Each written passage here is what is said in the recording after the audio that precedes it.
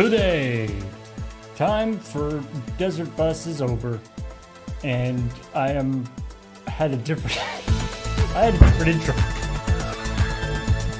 Run it back? Is the No, intro again? No, it's fine. No. What would you have said? Live with their mistakes. You know what? You're right. It's all No, good. You're right. No, It's all leave, good. leave it for next week. don't live in the past. I was trying to do something like, like, hey, it's the first ChillPoint back after Desert Bus. Right. But then I was like, Desert Bus is over. Womp Oops. womp. Hey, everybody. Desert Bus is over. Get Yeah. over it. Yeah. I What- guess. What did you do during the break?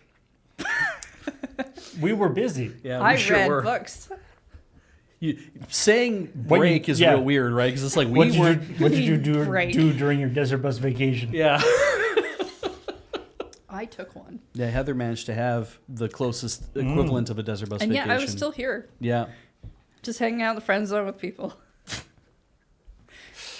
You When were it- still doing work. A Whenever little bit, you yeah. don't see Heather on camera, there's a reasonably good chance that she's Just hanging off camera. hanging out in the friend zone. Hey everybody, welcome to ChillPoint, the show where we talk about the week's video game news. But there was none. Yeah, Surprisingly. So we're gonna eat chips instead. yeah. Mm-hmm. What kind of chips are they? They are. Go ahead, Paul. they are turkey dinner Lays. Well, holiday table Lays turkey dinner, which would imply that there are other holiday table Lays. Yeah, and they're all shiny. Ooh. Yeah. I figured because we did the whole thing about with Oreos and all that other kind of stuff that it's kind of a don't spill them on the computer, Beach. I guess we'll just have limited edition whatever's from now on. So probably just loaded with sage. We ready? All right, here we go. There we go. Oh my god, These are good. these are phenomenal. A lot of rosemary on there. Oh my god, yeah. Wow. Definitely tastes like bird seasoning. Okay, so let's just make it easy in case anybody. I feel like wants to those would grab be some. good, like, crumble those up and use them like as stuffing in a turkey. I mean, they make stovetop for this specific reason. In fact, you know what's funny? Is it cost me $2.20 to buy this? I can buy a box of stovetop for 99 cents every holiday. Like, this is the only thing about this is it's ready to go. So, yeah. I mean, Stovetop takes like 3 minutes. It's like making ramen noodles on the stove. It's Demon Fire says, well, now I want Thanksgiving chips, but I assume they don't exist in the U.S. because nothing exists in the U.S. when it comes to food. are you kidding me? This is, what do you think these are? These are literally made for. Yeah, what do you think these are? What Thanksgiving these are celebrating? It ain't Yeah. ours. Ours finished like a we month had ago. ours already. That's how organized we are. Depending We on had our Thanksgiving last month. Depending on where you live in the United States of America, you might be in a test market, which means that you might be seeing the dumbest stuff show up in your regions. That then you'll like, as an 8-year-old or something, you'll have tried these amazing chips or this great pop or whatever, and then it'll disappear forever.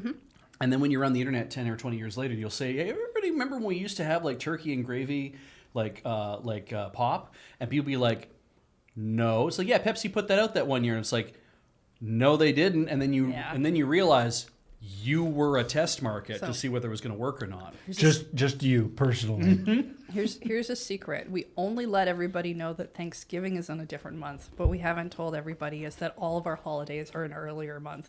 So technically we have Christmas coming up, but we do that now because the next month we can pretend that we're having Christmas like the rest of the world. Two I'm looking Christmases. forward to January's Valentine's Day. I also think, though, that Canada is probably a great test market for a lot of stuff for the United States because of the wider cultural variety up here overall, that you stand a better chance of finding like a lot of smaller markets that are also much more multiculturally variant. And that probably makes it simpler to be like, oh, no, we definitely want to have all of these different flavors of Lay's in this market. It makes sense to have them here, as opposed to you might not find every market that you want to do that in the States might have 10 or 15 million people living in a city. Harder to stock an area like that, right? But if you have cities around here that are 500,000 people that are also very culturally variant, you stand a better chance of being able to Yeah. stock a test market like that. I also do all my testing on Canadians. But that's because that's what's available around me most of the time. The other two flavors are indeed jerk chicken and tikka masala for your holiday table. So Ooh. yeah, they really did vary it. These are nice though. Anyway, when we're not tasting seasonal food, this is a show where we talk about video game news as well as the episode of ChillPoint that went up this week. I ain't got one this week. Yeah. So you're welcome. Yeah. You're welcome. It's not always a guarantee. It's true. You should be grateful. I like. I don't know why I'm so aggressive today. Yeah, I was gonna say you really came out of the gate aggressive on that one. So let's talk about some of the stories that went through in ChillPoint, Right. starting with Sandwiches? in Pokemon. Food. Do you put potato chips on your sandwiches? Did you ever do that? No. I have done that on occasion. It is a very tasty, It can be a fun or on a texture. on a hamburger. Yeah. Yeah, usually you do like plain chips though. I feel Yeah. weird about doing that because to me it's like I can enjoy a potato chip on its own. So if I'm stuffing it into something else that I'm enjoying, then I don't get to enjoy the two things over a longer period of time. I'm consuming them all together. The crunchiness added to the burger though does have a certain nice additional. That's fair. Whenever I've had Feel stuff to that's it. deep fried put into a burger, it is nice to have that. You can enjoy anything that you put on a hamburger on its own. You could just eat a block of butter. What kind of hamburgers are you? I mean, you Well, can. I mean, butter's from the story. That's It's fair, like the yeah. top thing. So- peanut I'm just butter saying, and Hamana. Instead of using a butter delivery device such as a sandwich, you could just enjoy butter. I was a little disappointed that the butter was like a condiment. You can just have a butter sandwich. Yeah, like they do in the UK. Yeah, Now I Wait, was that's a real thing? yeah, it is actually. Weirdos. They do. They or do toast sandwiches yeah, in the a UK. toast sandwich. Yeah. I mean, that sounds good though. You should toast all your sandwiches. No, 2 pieces of bread with a piece of toast in the middle. You're making that up. That's a toast sandwich. No, that's a real thing. No, that's a crime. Smack bomb, pay wet. Anyway, go ahead. So yeah, the was it 432 million sandwiches in total. How many of those did you make, Paul, when you played Scarlet or Violet? None. Yeah. Yeah, I was actually talking to because I mean, my brother and I played Pokemon together. When you made like one for during the tutorial? Well, so there's you make sandwiches. No, you don't even make those sandwiches. You on the quest the quest where you're trying to find all the mighty herbs or whatever, and fight the Titans. The guy that you fight the Titans for makes a sandwich out of those things, and then your Pokemon eats part of that sandwich. Oh, right. Which makes your Pokemon level up. But you don't make those sandwiches. And this is the thing, there wasn't a sandwich making tutorial, which is kind of part of the Right. reason why, I was talking to my brother about this last night. I feel like we just completely missed that mechanic in the game. You would go into a town and there'd be 4 or 5 little, there'd be, a restaurant and a little kiosk and a couple of stores, and they would all be selling these sandwich fixins. Right, but nobody's selling a completed sandwich. Yeah, and there wasn't really any explanation as to why you would Right, 'cause I think you did that there in there were the- stores that sold things that you could be like, this gives you X thing, this gives you X thing, this gives you X thing. Sure. All the actual items. Right. But then there's these sandwiches that didn't show what they're like. I was like, I can infer that there's probably some benefit. You get some small percentage point to some different abilities or stats or Yeah. whatever when you eat these sandwiches. But yeah, you say there is a sandwich tutorial if you ever talk to picnickers, but you have to talk. Yeah, Yeah, 'cause it's so part of the it's picnic it's entirely mechanic possible thing. we just missed that. I mean, I didn't make many sandwiches because making a sandwich is basically there's some bread on the plate. Cool. You want to put cheese on there? Good. So, Where did it fall? is it good enough? And like Because who makes their sandwiches by dropping the ingredients from? Sword and Right. Shield had a whole curry making symposium. Yeah, Sword and Shield was camping, so you made curry, Yeah. and then Scarlet and Violet was picnics, so you made sandwiches.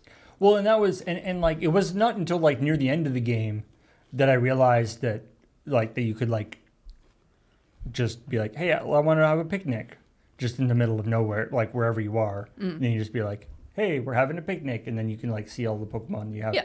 walking around. But then I was like, oh, but like I can't actually like this doesn't actually like do anything. This is just it's fun to see all your little Pokemons. Yeah, I'm- the curry one. I didn't like doing because you could burn the curry. You're cooking. Hard to mess up a sandwich. I mean, except when you drop the ingredients I feel from like if Yeah. you feel like you failed at making a sandwich, Pokemon Scarlet and Violet makes you feel like you failed at making I a feel sandwich. like now I kind of want, we did the bit on Loading Ready Live that was like throwing ham at a Oh yeah. thing. Yeah. What if instead of the glass or whatever, it's a sandwich? And we're just It's making like a a long sandwich. distance sandwich Oh, you have making to throw your competition. sandwich together. Including condiments. Yes. Yeah, that we're gonna need a bigger tarp budget. I am surprised that Oh, the year it's almost the end of the year. Yeah, we need to use Yeah. up the tarp budgets. It's true. I'm actually surprised that there's literally a school. There's Pokemon school in Scarlet and Violet. You Well, go- that you is the like the university is Yeah. is the Yeah. you go to classes, right? Well, you can. There's no home economics class where they teach you to make sandwiches in school. I mean, maybe there is. Their classes kind of stink. I was telling Beej, I only ever went to one class because the framing of Pokemon Scarlet and Violet is like you going out into the world and catching Pokemon doing stuff is sort of framed as like sort of a work as like a it's like a advanced school thing or it's Yeah. like a work study thing. Yeah. And it's like, yeah. So one might wonder why I even bothered to go to the school in the first place when I went in and they were like, great, leave. Yeah, no, that's really what happens. You basically run to the school from your house or something at the beginning of the game. Okie dokie. And then and they're like, great. And they do I think they do a little bit of a like, hey, cool to see all these people here in school. And then somebody talks and they're like, good, now leave and go learn out in the outside world. And But you also, can come back here if you want to take a class or two. also due to issues with our engine, we can't actually show that there's that many people in this school at any given time. So what we're saying is that this is kind of the Professor Oak thing of I need to send this kid away into the wild, all these kids away into the wild, so I can go date their moms. Basically. the teachers are all doing that. They're That all was trying fan to, fiction. They're all trying to date their moms. Yeah. Yeah, in Scarlet and Violet, it's more like the principal is sending you after some kids that left school for some anyway. Okay. There's a whole There's thing. like a thing against people who are basically just a bunch of bullies. Except they're not. I know, right? Team Star is in no way bullies. They are people who got together because they were being bullied. And we're hunting them. Yes. It sounds like Loading Ready Run, actually. We're hunting A people? whole bunch of people who got together because they were being bullied in school. When were you bullied in school? Anyway, You make it sound like your school is like this mystical Disney after-school special. Oh, the music group hung out with the jocks and everyone was cool. Everybody with it. did get along really, really well. It was very High School Musical. Yeah, so weird. I like, but yeah, in the like one or two classes that I did go to in Scarlet and Violet, it's because the world is all Pokemon all the time. Yes. So I went to like math class, and the math class is like consisted of like 2 questions because they don't want you to do like a whole No, they half don't hour really math want- class. Yeah, no. But it's like the math class was like, if I attack a fire type Pokemon with a fire type ability, is that like twice as powerful, half as powerful, 3/4? It's like that's the math. Yeah, some fraction stuff. And it's like it's just like every subject is somehow related to. I mean, they're in, what is it? I believe To Pokemon. in Red and Blue, you run across a school of people that are just people you fight with. but they like aggressively yell facts at you like, oh, Pidgeotto evolves at level 32. Fight me. But like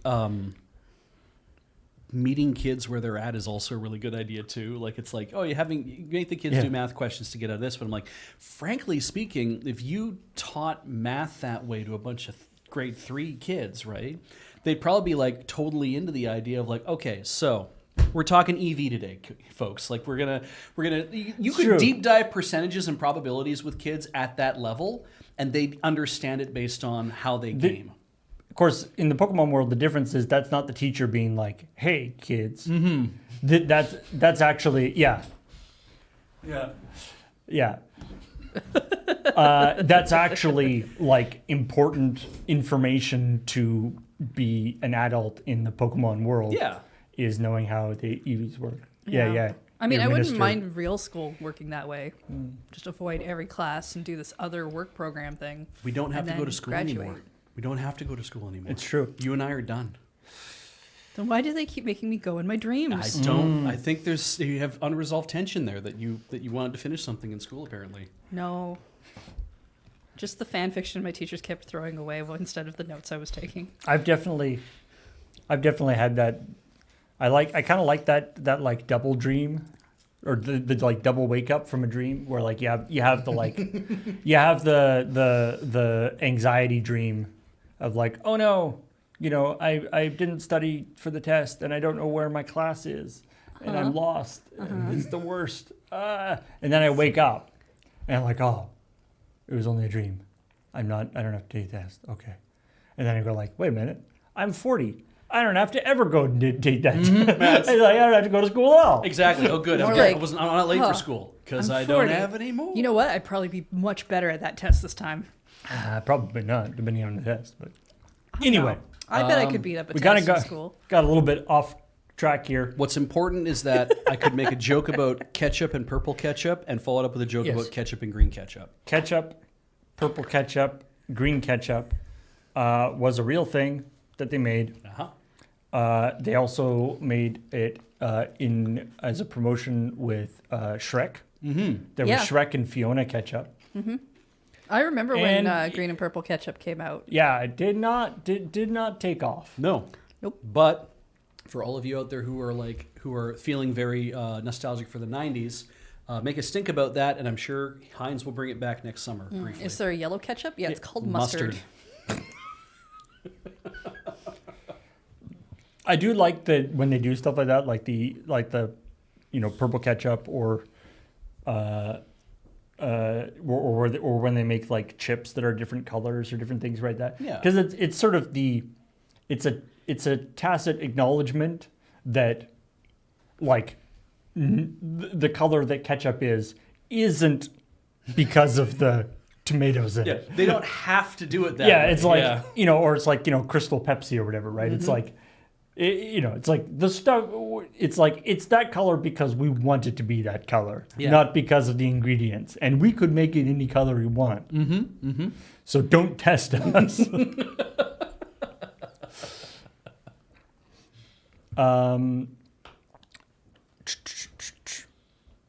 Man, I remember the first time. It was actually like a couple of years ago that I learned that in Japan, it's Pokemon Red and Green.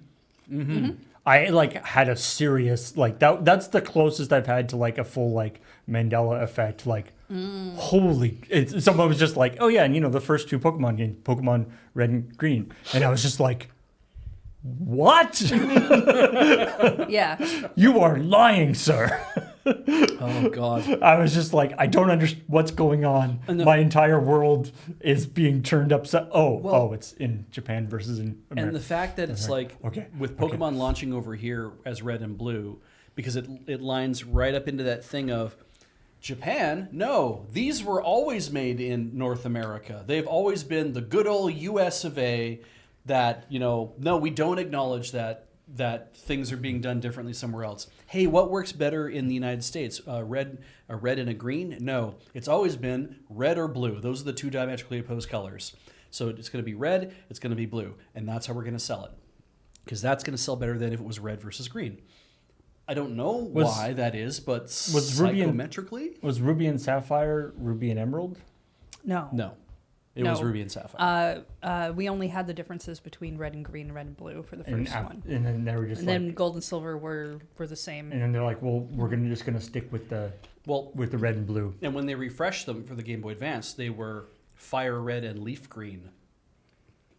Right. Yeah. Right? So that was a Gen 1 refresh. And I was like, fire red and leaf green. I'm like, okay, whatever this is, I guess it's new Pokemon games. And to find out years later, it's like, no, these are refreshes of Gen 1, but they're made for this. Pokemon came out in, I want to say like 96 for our market, which was about the time when we were starting to get stuff like Sailor Moon and a lot more anime, but we were still in that let's pretend it's not in Japan period, but that only lasted a couple more years Yeah.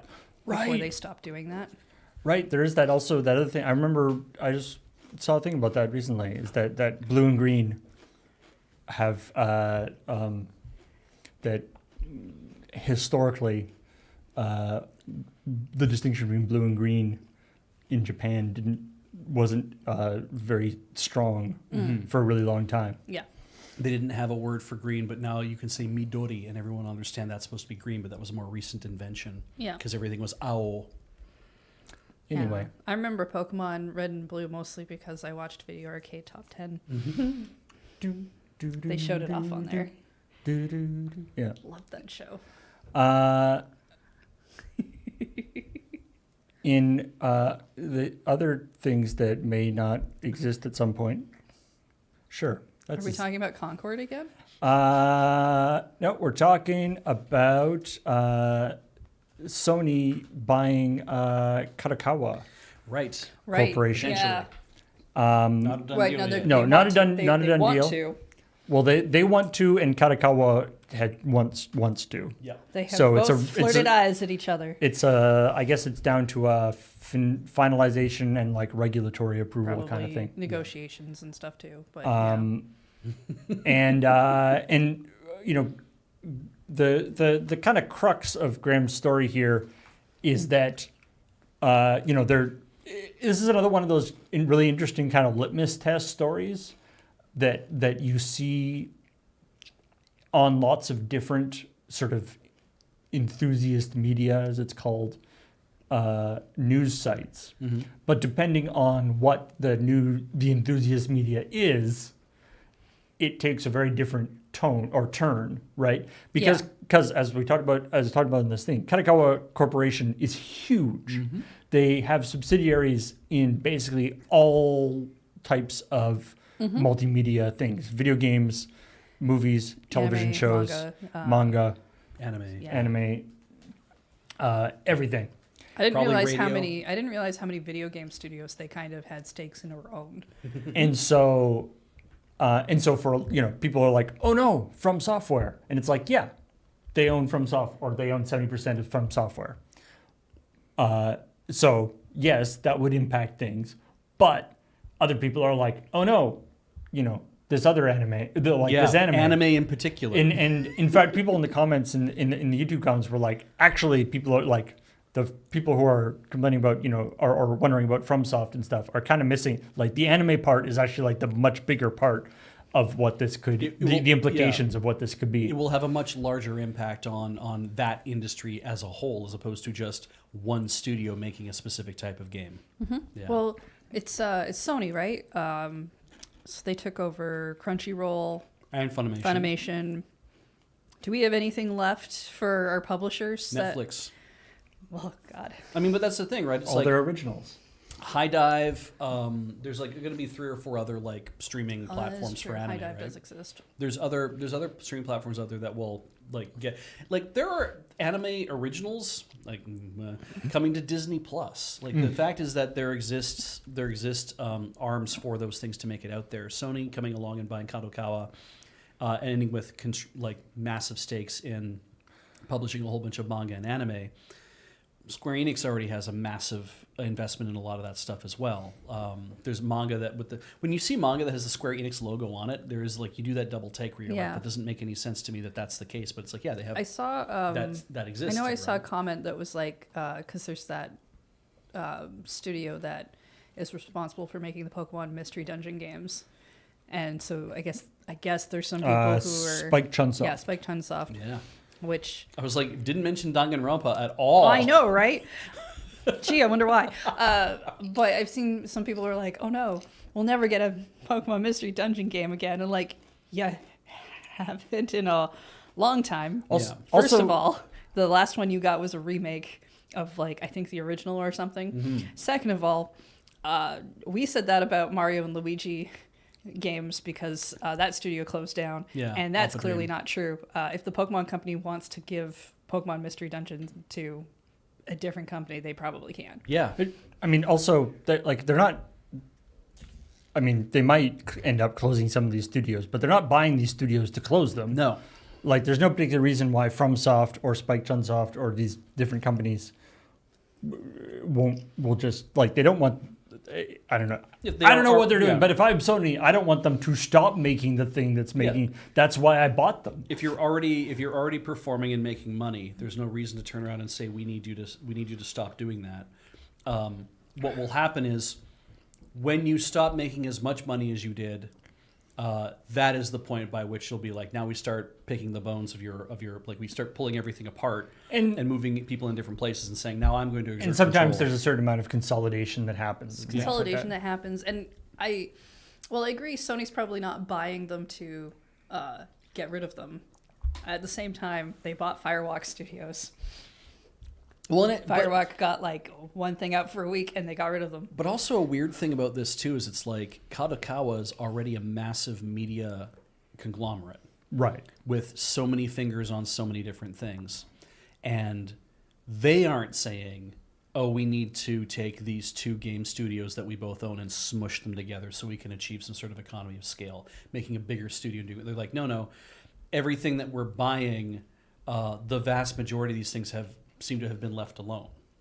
So for Sony to come along and say, we're going to, a Japanese company coming along and buying another Japanese company, they will probably affect the same attitude of, we're buying Kadokawa because we want to have controlling stakes over this. We want to tell them how to do some things. Maybe we want to make exclusives and stuff. But by and large, that level of interference might not be something that we're thinking about. Maybe they will want to say, out of everything you've got, give us FromSoft so we can absorb it into Sony's own gaming ambitions itself. Now it's just Sony Studios Entertainment or whatever, and everything else can just keep running. Maybe that is the plan.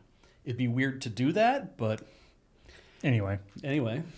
We don't know what's going to happen with that. But I think the sort of the takeaway from this story is this idea that, you know, whatever your particular lens into this deal is, it has sort of implications in a whole sorts of different places that could be interesting. Mm-hmm. And I mean, you know, it's obviously as Graham said, you know, these kind of mergers have not. There's no, you know, historically, there's no reason why we would think that they would be beneficial for the consumer, despite, you know, what friggin' Microsoft and Activision or whatever wants to tell you about how this is actually going to benefit the consumer, because the consumer gets too confused when there are too many choices. Mm-hmm. God. Consumer goes, well, I don't know what to do. No, choice overload is a thing, but it's not like a confusion thing. It's a. So if there's no choices, what's it in Mr. Show? Was it Globocam? Right. We own everything, so you don't have to. I love you. Also, I saw in chat, Rockfisher, you should definitely play Shibia Scramble. Yes. It's an excellent game. Or you can just watch me play it. I've got VODs up somewhere. Ooh. So we shall see what comes out of that. Already, like the morning of this checkpoint, I think there was already like a message or a thing back from Kadokawa Corporation being like sort of a whatever approval in principle. Yeah. So it's going along. Let's talk about Sonic's 30th anniversary. Yay. And the traditional gift for a 30th anniversary is, of course, golf clubs. Yes. Get out of the house and go do something else. And about this this game, Top Golf, which I feel like is something I sort of thought might exist, but I didn't realize it was such a apparently Hell of a franchise. a franchise that's like well established. And so Topgolf is like it's like a Virtual golfing. Yeah, it's a place where you can go. It's basically a putting or like a driving range with extra fancy stuff to sort of allow it to be digital. The way gamers want things to be, not outside.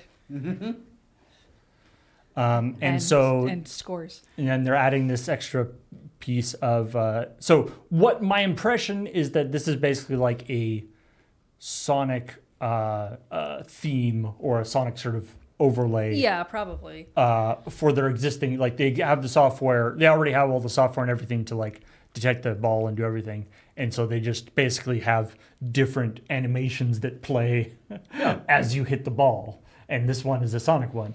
Where you hit the ball and attempt to get rings.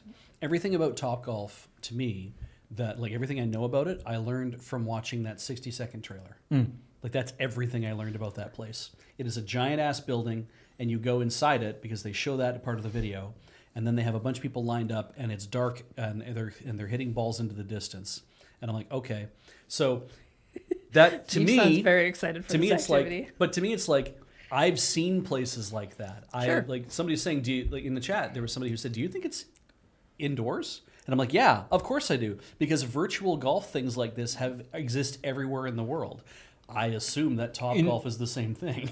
So in that again, because our experience is based mainly off that trailer and in that trailer, all the things are either inside in the dark or at night outside. Like Yes. there are some that are outside, but it's at night, so it's still dark. Yeah.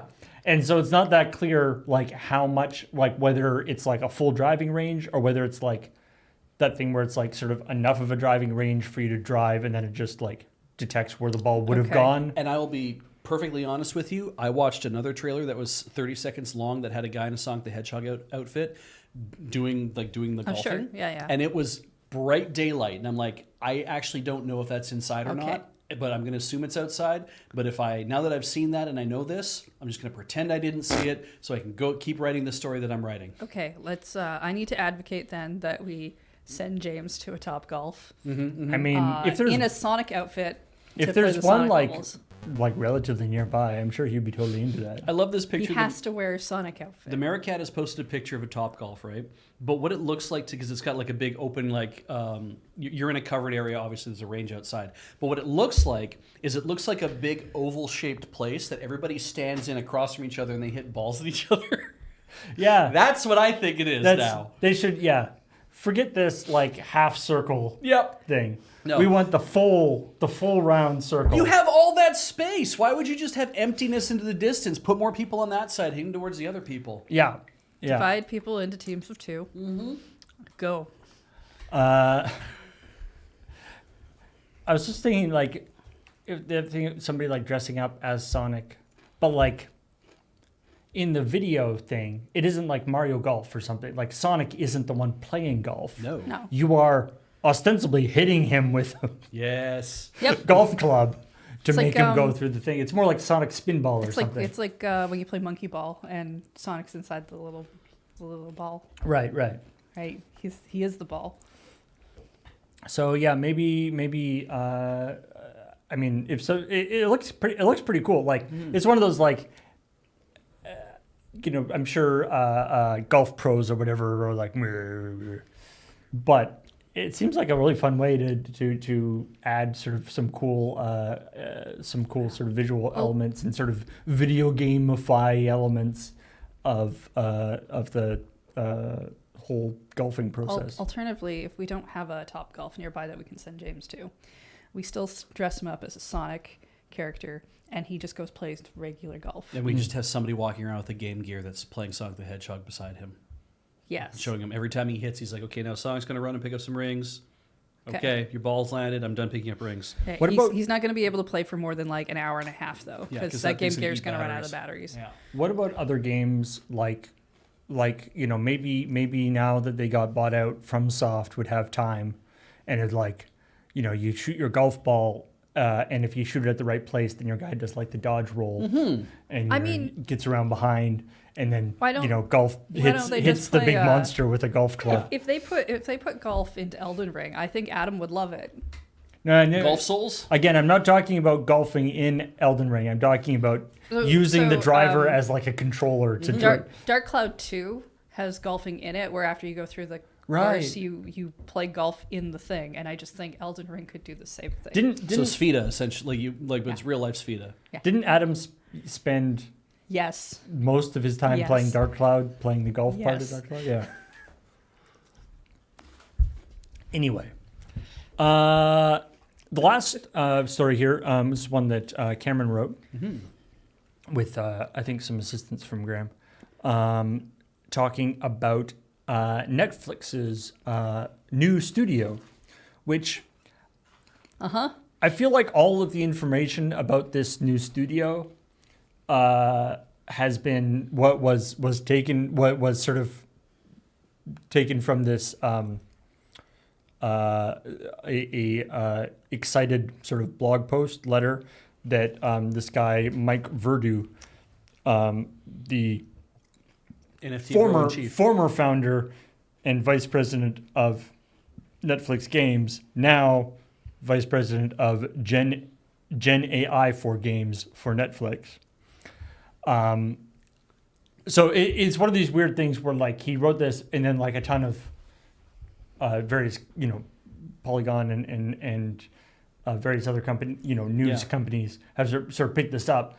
But as far as I can tell, Netflix themselves haven't like released a big thing of info about this new company. Him talking on LinkedIn. Okay. Interesting. You find out a lot of information through LinkedIn these days. It's weird. Well, and now this isn't like somebody messed up and put like working for the Gen AI thing in their bio. I know. This is like a pretty extensive blog post. So if you've seen the story, you understand what is all. But dude's super excited about NFTs. I'm sorry, AI. Not games. AI. The new one. Wow, how did I get that screwed up? You could almost do like a find and replace. Yeah. Almost. I'm sure he was also excited about NFTs at one point. Yeah. What kills me about this is not just Netflix got rid of their own AAA studio that had real people in it, and then said we're going to just do it this way. However, we're going to hire people who can write excellent prompts. It betrays a fundamental disrespect for the Netflix Games initiative that Netflix already has going on with all of these other developers who have made games like GTA's on there and Hades is on there and Oxenfree's on there and like I have a solitaire game. But it's like there's a bunch of stuff that Netflix already has for Netflix Games that's all third-party developed but is made available through Netflix. And I'm like, you are literally, by doing this, you have announced to them, we don't consider what you do interesting or art. It's like I remember way back in the day, Apple brought out a new version of iMovie where they introduced what they called the Ken Burns effect, which was the like pan and which is like the zoom and pan across, right? Which is very effective, and they did it not. I mean, I guess it would probably be called AI now, but it was it's just an algorithm that they use to sort of zoom and pan in a sort of semi-random way. And I always liked that as like, it was this sort of ostensibly this idea that this guy, Ken Burns, the most famous documentarian in the world, has, made all these wonderful documentaries. They're like, yeah, iMovie can do that. Yeah, it's like he's utilized this effect to be able to provide some sort of visual interest. But what we're saying is we can what you do with your documentaries, we can do with a checkbox. Yeah, we can fake that well enough, and who cares, right? Yeah, Jesus. But the so I mean, and Heather and I were talking a little bit earlier, like there's a weird thing because they closed down Blue, what's it called? Blue something? Project Blue. And then they're doing this other thing. And you're like, why couldn't Project Blue just pivot to be working on AI stuff if that's really what they want to do. Yeah. Presumably, there's some either tax or there's some like accounting reason why it makes more sense to close one company and then started thing. You don't have to like lay people. You don't have to fire people. You can just lay people off or something. Yeah, we were just like, okay, if we cut out the studio before the end of the year, before like whenever, then our numbers go up here. But we tell the investors we're doing Gen AI and we're going to start a new studio. But we wait until we hit the crossover for our numbers to look good, and then that. Yeah, what's maybe? the? I mean, who knows? Yeah, when does Netflix's fiscal year switch over? That'd be the interesting question. But might make some of their choices make more sense. Anyway, so this guy, this sort of blog post, news post, had all sorts of great language like. The next big challenge after the raw primordial act of creation. I hope. So in his mind, the steps on the road from nothing Yep. to we had nothing, and then the world thought of the idea of creating art, and then generate Gen AI. Yep. There was. Yeah. I mean, That's all it is. That's the entire how spectrum. How much do you believe this person actually wrote their own post and didn't just get like ChatGPT to do it? Well, yeah. God. Did ChatGPT? Because I was gonna say this sounds like some kind of schlock that you'd see from someone trying to take a creative writing class for the first time, where they need to do whatever. But I'm like, no, you clearly don't believe in creativity. So, did you just go to ChatGPT and you're like, I need to do this thing? And Cameron coming in with the amazing like, we'll have to adapt and change. But when have we failed to meet that challenge as an industry? Yeah. Coming from the guy who he has started and sold 3 startups and also 3 divisions within larger organizations. I mean, I don't know what those. We could probably go and deep dive into what those 3 startups are. Yeah. But Their relative success. Yeah, relative success. But yeah, the idea that the video game industry is particularly good at adapting and changing to new challenges. Well, I would say maybe. I would argue that the video game industry is good at changing. Generally, to things we don't like. But yeah, maybe, yeah. There's that thing of like, AI is going to take over the world, or it's going to be put in charge of everything. Yeah. Is horrible idea. That it's going to go out of control and take over everything. There's a certain aspect of like maybe like CEO, VP, whatever, these sort of like C-level positions are positions that AI would actually be better at replacing than the more creative, engineering, artist, that kind of position. Yeah. The higher level positions where they're basically just throwing darts at a board and making random decisions. An AI could probably do a lot better. Yeah, because if an AI is maybe working for an AI wouldn't be that bad. I mean, you say that, but in Idiocracy, when they changed the Gatorade out for water, everybody who worked for Gatorade got fired immediately because Gatorade wasn't being purchased enough. Mm-hmm. Brondo. I mean, same shit. Yeah. Anyway, and yes, the wonderful. Actually, let me see if I can. I love that picture. I know that there's lots of people talking about with machine learning obviously having its uses because it does. As an example, there's all sorts of great things you can do. We make a lot of fun of content-aware fill and generative fill. We've done 2 crap shots about those already.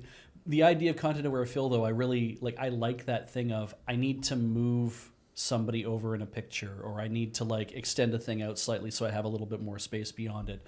And if you're not expert with the tools, then it's like if I have to sit here and I have to color in all that stuff or I have to try to do it myself to fake it, if the computer can be like, I'll nearest neighbor everything over and over until it all looks accurate, Yeah. you're like, yeah, you know what, that'll do. Now I have my edge. It's like those are places where that can come in handy, but building something all from scratch or trying to generate multiple ideas, and it's like, oh yeah, that I'm starting to feel.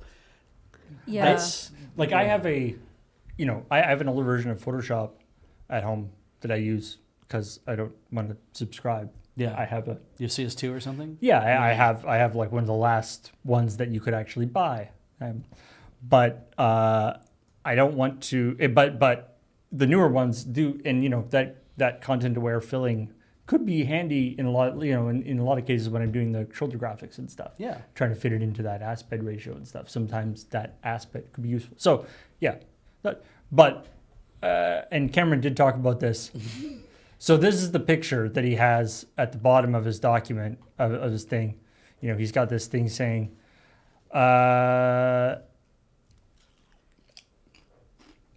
I couldn't be more thrilled to lead this new initiative. Pay no mind to the uninformed speculation in the media about the changes in Netflix games. What we've seen over the last several months is actually a planned transition, considering he was the VP of the previous company, Yeah. and now he's the VP of the new company. I assume he knew what was going to go on. Probably. Yeah, that's fair. That's fair. But anyway, he ends with this picture of thing, which is, again, obviously an AI generated picture for various reasons. I guess. Sure. I personally have a hard time telling when everyone's like, oh, this picture's super obviously AI generated. And then the comments are like, oh, yes, the light sources are wrong. And I'm like, have you seen people's early art Yeah. on things? Okay, it's Most true. of these things are generally problems. It could be a bad picture, not an AI generated picture. Yeah. I'll give you that. Yeah. But anyway, I never thought to look at that, but yeah. he has this picture at the bottom of his thing, and it's like, look at this amazing, we're on the road to this amazing place, but the road doesn't go there. The road's going off this way, and then it like kind of cycles around, and then it kind of And it goes off that way. it kind To of be goes honest, off. that is how that road is going to actually go. Yeah, like this road is not necessarily going to this to this big amazing city in the sky. Mm-hmm. Which if you were telling an AI to generate that, some sort of inspirational picture, maybe you would want to have the road actually get to the place. Yeah. Anyway. So we'll see as with their anime offerings. Netflix has done some very cool stuff in the video game area, by taking things that other people have sort of buying or sponsoring games and then releasing them, and there's some legitimately great games on there. Hopefully that will continue, even if they're not going to be making stuff in-house. What they end up with in terms of this Gen AI thing, who knows? Mm-hmm.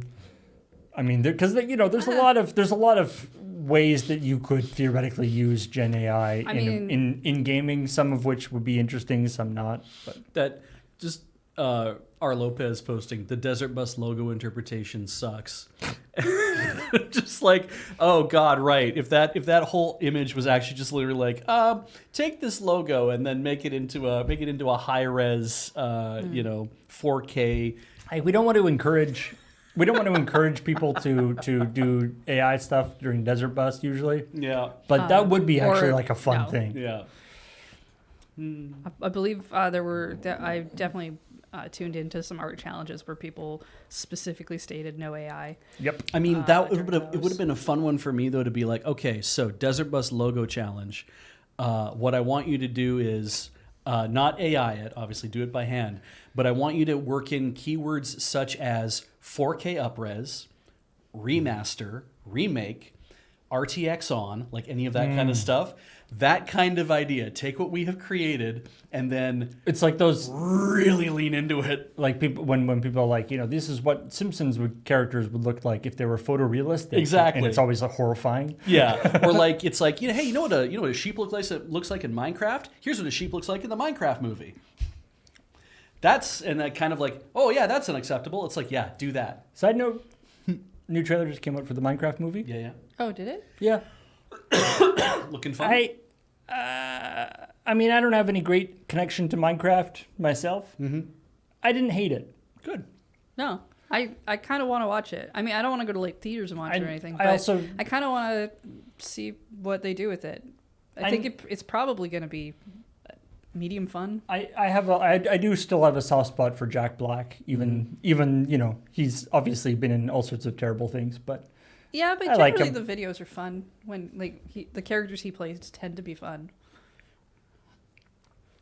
anyway, And Jason Momoa's in it, right? yep, That'll be fun too. Yeah. And then there's the live action Moana movie. it's right. yeah.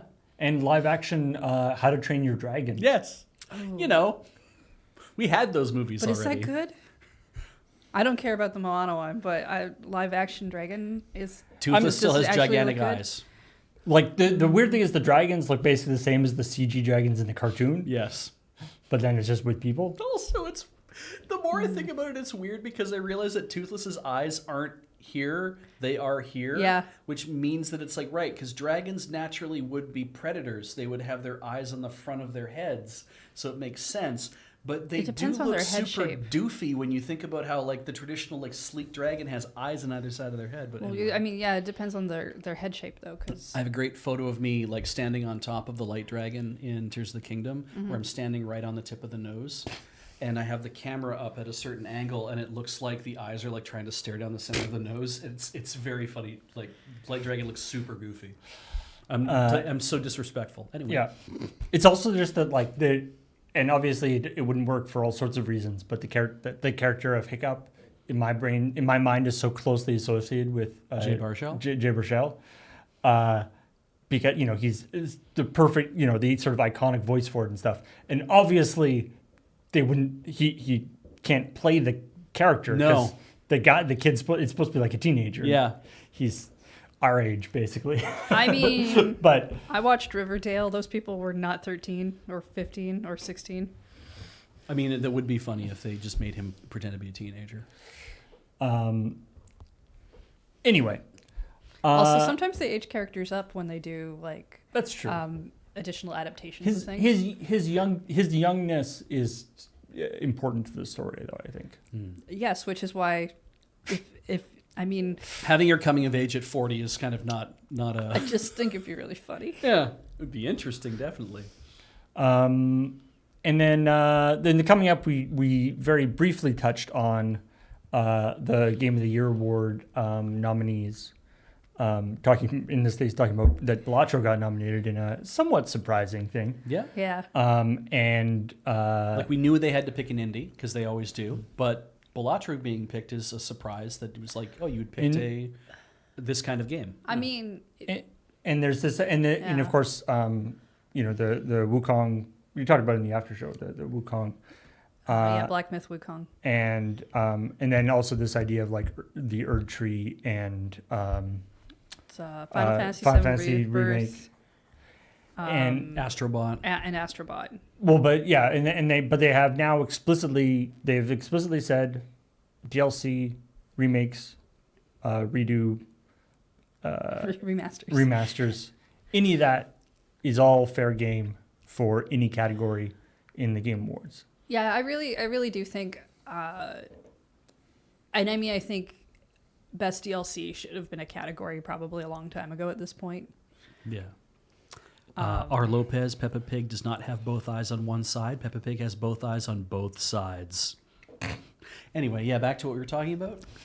It's one of those weird things where, of course, the what is needed for like delivering the awards and whatever doesn't necessarily line up with what the industry wants to do, right? Because like if you had a best DLC award, there would still be arguments about like, well, is this a DLC?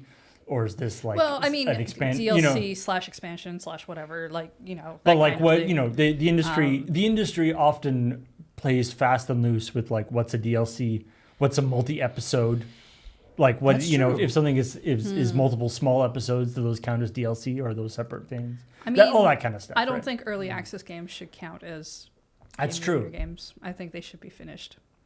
Hot take, because then you end up with the stupid thing of a game winning, which has happened multiple times. A game winning best game of the year in early access, and then winning like best new game the next year. Yeah. Yep. That's Yeah. terrifying. I think that's happened at least once. And if it hasn't, though, it's completely believable that it could. Yeah. I mean, I'd like Astrobot to win. Yeah, wasn't that not Braid? The game where you rotate around Fez? Fez. I think Fez won 2 years in a row. Yeah, Oh, Fez. There. Yeah, okay. Fez won 2 years in a row. Once in early access and once when it actually came out. It Yeah. wasn't the Game Award, but anyway. Like I'd like Astrobot to win. I'd accept Balatro winning Yeah. because I think that would be cool. Because I'm still mad about It Takes Two winning. Mm. I looked up because Beach was talking. couldn't believe Beach that, was like- talking in the after show about how the indie punching bag, and I'm like, that's true. But there was a smaller game that won one year. What was it? I know it wasn't Hades because I was mad that it wasn't Hades. But that was because they hadn't won like the year before, and they seemed really strong that year or whatever. Yeah. And I went and I looked it up, and I was like, right, that dude. No, still, I don't even remember what you were against. You should not have won. People are You're just saying still though, mad about the elephant. People are saying that It Takes Two is not indie, and I'm like, okay, that's Yeah, but I it was wouldn't have thought definitely that, it was the indie pick. Oh, was like, it? Like if you look at The the smaller list, pick? it's the smaller pick. Mm. compared to all the real AAA whatevers. It's like this is the least ambitious version of that Yeah, game. it's or version actually of that probably one of the development. few times I've been mad at the Game of the Year winner because normally it's like I'd prefer something else to win, something else wins instead. All right, And- whatever. and it's Nah, like, what- that you- one made me angry. And it's interesting too because it's like it's a good game. Like we had a lot of fun playing it. Yes, But but it doesn't that doesn't deserve that doesn't that. mean it should be Game of the It- Year. It probably could have. I mean, It won like a best few- family game or Best something. family game, which I don't agree with because of the elephant. Like, The elephant in the room. Did it win best which multiplayer? was 'Cause, thrown like, out of the room. multiplayer, I could buy. we were absolutely. We were talking about this because the idea of like when you say something is Game of the Year. We talk about the elephant that is no longer in the room Yeah. because we threw it off. We tore its ear off. when we talk about Game of the Year, you start to think about things like the Academy Awards of Motion Picture and Sciences, right? The Oscars. The Best Picture and Best Director category is almost identical every single year. That you will almost always see anything that's up for Best Picture should also have Best Director. They should, like, whoever's directed this picture should also be getting the award for Best Director. You know, so if the picture wins, the director should win. It's kind of how everyone always feels like those things go in lockstep. Sometimes they don't. Because those are still separate things. What you're saying is that, yes, Jurassic Park is the best movie this year, and it's because Steven Spielberg directed it, so we're giving him the award for that, right? But you might say Jurassic Park is up for best movie this year, and the best direction of all these movies was Steven Spielberg. But let's say it lacks something in a couple departments, right? It's still up for best picture, and it's like the direction of that movie was stellar, but music wasn't as good as Right. High School Musical, 4, whatever the fuck, and it's like, and that wins Best Picture because the music is better there for whatever reason, right? That historic Yeah, That Academy showdown Awards, in Academy 1997. Awards, where Jurassic Park went up against High School Musical 4. Yeah, exactly. And For so Best Picture. it's everything's Jeremy Bearimy, right? So, but that idea of like the Game of the Year, I feel like is also it is a combination of all of the elements that go into making the game. That you might have a game that has remarkable voice acting in it, and so therefore it stands to win in the voice acting category. Has remarkable music. Maybe it wins in 5 of the 7 categories. And you're like, okay, that's great.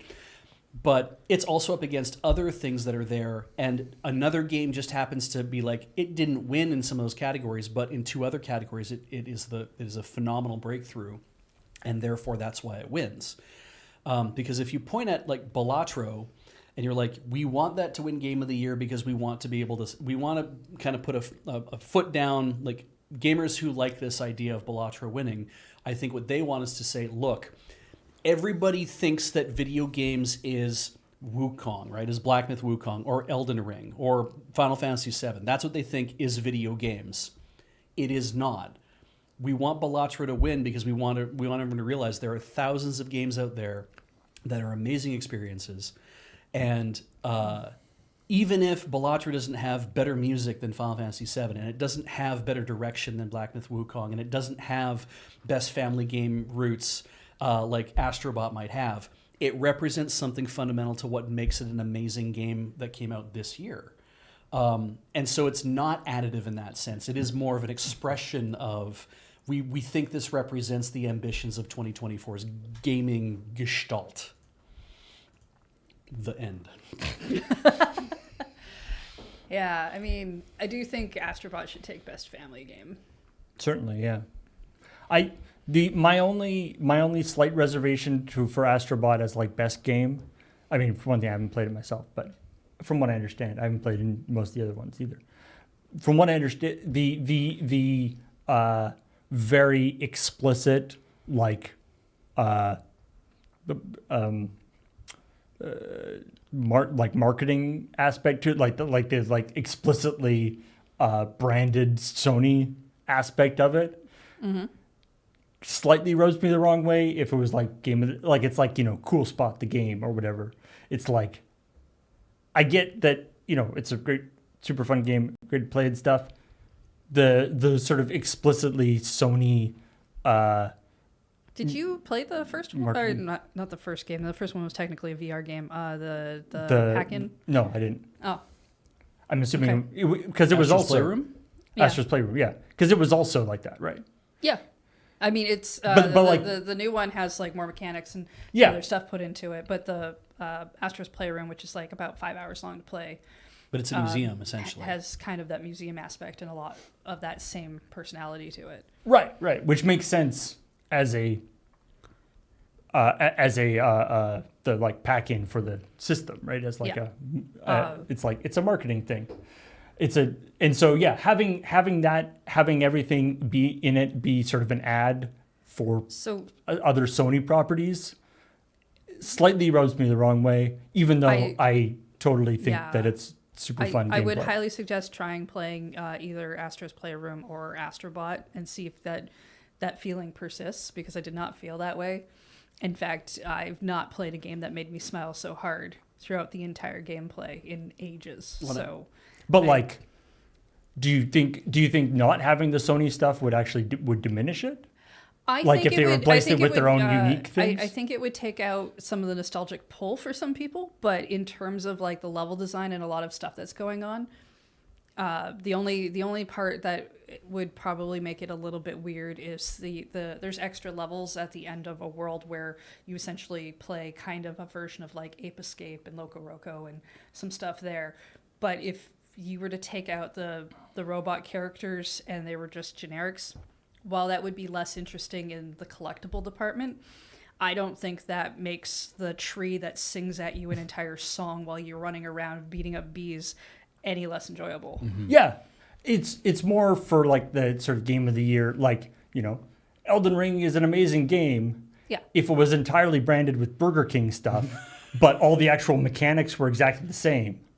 Shadows of the Burger Tree. I would be like, that's a little, I kind of don't want that to win game of the year. So like, I only recognized maybe like, if I'm being generous with myself, maybe a third of the characters that show up in the robots, because some of them are really deep cuts, but also I don't play a ton of, so I'm not as familiar with properties that show up on PlayStation than I am like if they had all been Nintendo. Right. Yeah. I would have nailed everything. But also, I think what's kind of great about Astrobot though too, in considerations, it's like making a video game that is so unabashedly about celebrating the heritage, like however many years that they've been doing PlayStations for, to be like, we want to be able to represent all these high points, hundreds of high points. We want to be able to talk about that. Astro's Playroom being a way to kind of do that, and then also to have Astrobot as being a means of doing that too. And I'm like, that's not talking about something being like, oh, this is a purely marketing exercise. It's like, I don't know if it was purely a marketing exercise. It would literally just be a slideshow. Like they wanted to make a gaming exercise that has these But, tie-ins, and I think that's laudable. And I certainly respect that they did, put their whole ass into this it. game. Yeah, They're like, yeah, let's make it a real good game. Yeah. I'm just saying, if it was supposed to be marketing, they would make me guess who all the robots are. Also, if it was supposed to be marketing, they wouldn't have made you pay for it. Well, because Astra's Playroom they gave you for free, right? I mean, that itself is a marketing exercise too. You had to buy the Cool Spot game. Yeah. yeah, like I wouldn't say, fair. oh, if you have to pay for it, it's not marketing. Right. But, They don't stuff everything into bags or boxes of checks anymore, do they? No. But I know what you're trying to get at. Yeah. I mean, Anyway. Nintendo Land, you got packed in with your Wii U. I'm just saying, I think Paul, you would enjoy playing the game, I think I would too. and you should. Yeah. And If only he owned a PS5. I know. But I think it sounds like a really great game. Just from a game of the year standpoint, I don't know. I just don't want to encourage that behavior. I mean, in some sense, it's kind of nice, right? Because it means we have a platformer in there. We have a couple of RPG titles with Final Fantasy and Metaphor. We have with Elden Ring and Black Myth. Those are both Souls-like style games. It's true. There's a pretty big Then mix. with Balatro is a card game Roguelike thing. Like, it's kind of nice to see some variety in there instead of being like, oh, if you go look at Game of the Year category, it's basically a reflection of the action adventure genre. Open world roguelike, open world action, No. open world RPG. Is there no first-person shooters? There are none. Not in the Game of the Year category, no. No. Wow. Mostly the Souls-like and RPG I category. think I mean, I haven't looked back, but I haven't looked back at previous years, but that seems interesting. Yeah. The only high profile first person shooter I think is in the innovations and accessibility category to show you all the innovations they made in letting anybody kill as many people as possible. There's probably a couple in the ongoing game category. Yeah, probably. But yeah, the innovations category, Call of Duty is in there. I don't know what they like. It's actually the problem I have with reading the category lists. Is sometimes it's like Game of the Year. Yeah, you've maybe played it. Maybe some of your friends have played it. You've heard people talking about it. Generally, is stuff that ends up in that category, right? Best accessibility. I'm like, great. Could you tell me what they did? It's Because true. I didn't play any of these games. I just like to know. I feel like best music. Well, I didn't play any of these games, so I don't know what any music sounds like. I don't know. At least you'll have the orchestral performance to sit through, so you can hear all the music from all the games. They only do that for Game of the Year has a big piece where they meld a bunch of music together while they're doing. They do the medley, yeah. The medley thing. So anyway, I mean, in the comments to the ChillPoint story, there's a lot of people had ideas about what they thought should win the Game of the Year or who should have been nominated and that kind of stuff. I don't yet know whether we're going to do some sort of coverage of it. It will be on a Thursday evening. It's like 4:30 p.m. or something our time. So it might be, I don't know, we might be able to do some sort of broadcast of it, but regardless, let us know in the comments. I think you did last year. Yeah, I think it was like. They all kind of run together in my brain. But Oh no, I'm thinking of. and the difference between Summer Game Fest and the Game Awards. you and Graham did Summer Game Fest. Yeah. Over the summer. But even if we don't, it'll be I can't fine remember. because the Game Awards will still happen, and we can all argue about them later. Or not. We could also not. We could all accept them the way that they are and be like, yeah, we're happy with this, and let's move forward with our lives. It's not. We don't have to argue about them, but we could discuss the games that are on them. That's true. Like I do like doing that. there's reason to have conversation out of it. Well, because we even said too that when you see stuff that's on those lists like that, it is an acknowledgement that it's like a lot of people who work for wherever are saying here's a bunch of short lists of games that you maybe didn't think about. Yeah, I mean the and the indie game awards are like that too. The indie game list on one of the reasons I go check all the categories is to be like, is there a game in here I haven't heard of? Yeah. And they talk about on the like the FAQ on the site, the results are not like a community vote or anything like that. The community, there is some voting, is a percentage of the selection process, but most of it is various industry professionals. 90 versus 10. Yeah, community vote is 10%. But its weight. The rest is various gaming publications and different things. Publications that have a gaming section, because sometimes that does also include Your local newspaper. A newspaper or two as well, because they also cover games in a degree. I looked this up the other night while I was arguing with Beach over it. I could find a list that said here's people who were be able to vote in like 2016, because I don't think they actually tell you what the publications are who all get to vote. You kind of get an idea of who they are because you just know who's, GameSpot probably. I hope is it's in like there, and IGN is definitely in there, that kind of thing. Merely stating my opinion, and somehow it became an argument. It was an argument because you stated your opinion very forcefully, and I stated my opinion very forcefully. That's fair. And what is an argument if not that? We were talking about the allegedly of who's interfering in what, because the thing about like, Black Myth Wukong is only on the list because of Chinese interference, or it's trying to make China happy for whatever, like that kind of thing. And like when it comes right down to it, we don't know anybody who's putting any pressure on anybody else. So is it within the realm of possibility? Sure. Is it likely? I don't know if it's likely. I think that's a ridiculous accusation to make. Right. Yeah.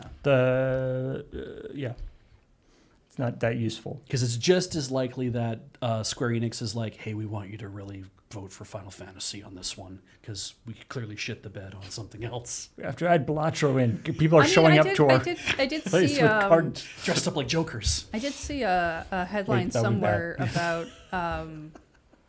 was it a headline? I don't know. Maybe it was a social media post somewhere about they agreed that maybe they understand that people think they put in too many mini games in Rebirth, and there would maybe be less in the third part or something. I know that was. Right. Graham brought that up. They made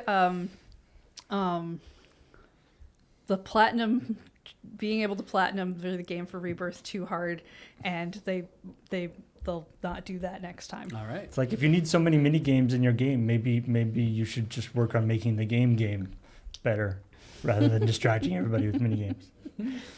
Anyway, let's move on. Yeah. Microsoft Flight Simulator 2024 is coming out soon. Well, it's good because we're about to run out of 2024. Yeah. So, if you recall, Microsoft Flight Simulator 2020 was that sort of big relaunch of Microsoft Flight Simulator, where it had and very, very cool.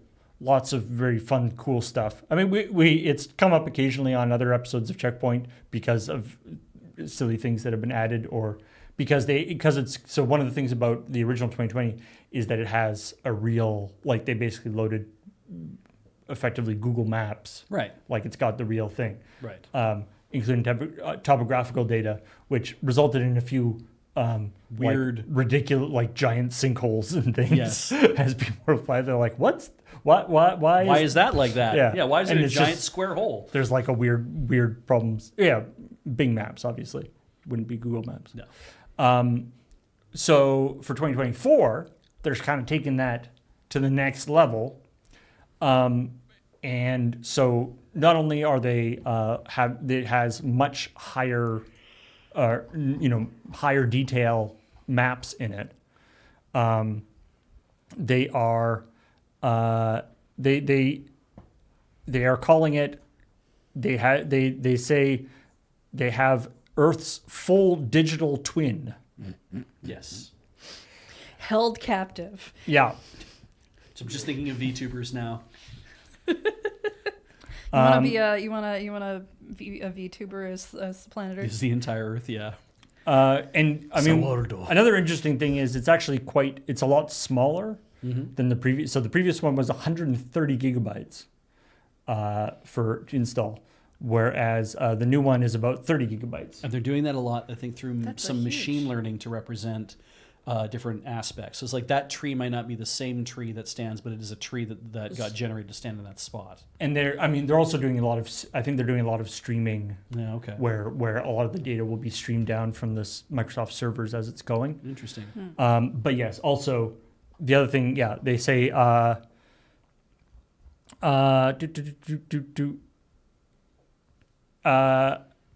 AI learning was used for 2024's world mapping. It allowed for and then this is editorially from Ars Technica, possibly a hyperbolic 4,000 times more detail in textures and terrain maps. Okay. Players will see this mainly when they're closer to the ground, terrain detail being generated on demand.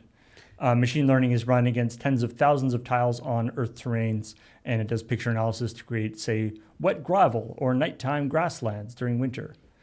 So, we talked a lot about Gen AI stuff and things. So maybe, this is an interesting usage of that. Where obviously it wouldn't make sense to have artists go in and drawing every square inch of Earth. Yeah, and also it's an interesting idea of you're using generative like you're using machine learning. Let's just say that this is because that's what's going on here. You're using machine learning to generate texture or model or something that is real. Right? That you're like, I want to represent something that actually exists, that if you went out to that location and took a photo of the ground and you compared it to the thing that's in the game, that they wouldn't match. They wouldn't match at all because the game just came up with what should be in that location. And yet from a distance you're like, that's a gravel trail through grassland. Yeah. Yeah, so it's like inferring what could be there based on the highest resolution it has from the satellite photos. Yeah, and a very interesting use of that, I think, because ultimately, what does it matter if that rock is in the same place in the ground in real life or not? I remember I had a really old flight simulator game on one of my early computers called Hellcats. Oh, I think it's called Hellcats Over the Pacific, and it was one of these vector-y kind of games where you fly along, and there was a trick where you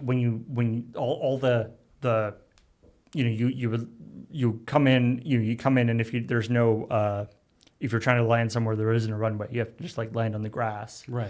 You would come in and there would be trees everywhere, and obviously if you run into it, you run into a tree, you explode. But like real life. Yeah. But there was a trick where if you're playing in third person and then you go into cockpit mode, it has to redraw all the trees. Right. And because of the system that it used, it actually regenerate. And so you would go to cockpit and the trees would move into different spots. Yeah. And then you would go into third person mode and the trees would again appear in different spots because it was regenerating the tree algorithm each time. Oh, okay. Rather than and so I'm just imagining for this, you're flying along and you're like, oh no, I don't like that gravel path there. You go refresh. Did it ever do a thing where you jumped into cockpit mode and then there was just a tree suddenly in front of you? Yeah, that did happen. That was also the thing. It's funny too because now with this, a couple things. If this is all streamed and then maybe your computer is doing a lot of the ML for you to determine what that patch of the ground should look like, that would mean that if all that's being done client side, or a lot of that's being done client side to generate those things, let's pretend for this because I don't know that, that would mean that everybody is playing on the Earth. They're all playing a digital twin of the Earth, but they're actually all playing their own digital twin of the Earth, which is not entirely perfectly accurate to the real Earth either, and not to each other's. That they would all be slightly different from each other in that way also. What's interesting is some I'm trying to find out where it is, but I think one of the things they were talking about was that they have systems. So theoretically, once a particular area, your computer has generated a particular area, they could take that information back up to the server so that nobody else had to generate that area. Yeah. and so rather than each person generating that area separately, it's like once it's been generated once, It's almost like having it cached. it kind of gets cached on the server. And Yeah. how much they do that, well, see, see. it's a very interesting idea. Other things that they're adding, a fly do, which I don't know if that's a real thing, but it's basically apparently it's like a hot air balloon, but with like an engine on it, so you can drive it around. Oh, that sounds fun. So they're taking that from Ski-Doo and Sea-Doo. I guess, yeah. Okay. I don't think that's a real thing, but made by maybe Bombardier? if it is, that seems like a lot of fun. The new career mode has a whole bunch of different paths. You can start as a rookie and work your way up to, depending on, you can be an airline pilot or a helicopter person or a crop duster or a firefighter, or you can do all sorts of different. It's got tons and tons and tons of different vehicles and stuff in it. The other thing that I find really cool is that the CEO of Newman, what's the guy's name? Doing my best to not finish that sentence. The Jorge Newman. Okay. Who's the head of the 2024 the development, is so he previously worked with at Frontier, who are the people who make Planet Zoo. Okay. And he was like, how come we can't have cool animals in Like what on Earth? Flight sim? Flight sim? Huh. Because there are, animals are in it when you get close to the ground. You can see Okay, animals and stuff. sure. But he's Sure. like, the animals in our flight simulator don't have, like, the AI and stuff isn't as good as in Planet Zoo. So apparently he just like called up Planet Zoo and was like, hey, could we have your animals? So they look from. So if you try to land in a forest, like on an abandoned airstrip somewhere, maybe in like You're gonna get Woodcock. eaten by squirrels. Yeah. Yeah. And it says, Newman says he called Frontier's CEO and said, can I have your animals? First thing out of his mouth. So he's saying, now sheep will head inside when it's raining, birds migrate, elephants will be impressed by your low-level flybys. You can't impress an elephant. It's so hard to impress an elephant these days. So yeah, just I love this idea. Yeah, that, me like, too. Because as a player, you always have that thing where you're like, they made this thing in this game. Yes. Why can't that thing be in this other game? Well, I've got an idea for that, and it's very non-fungible. Don't funge it. I like this because something else I thought of too is I'm like, technically, if you go into the game and you get a picture of what it like looks like in like, let's say it's like your backyard or a forest nearby or whatever, but let's just say it's your backyard.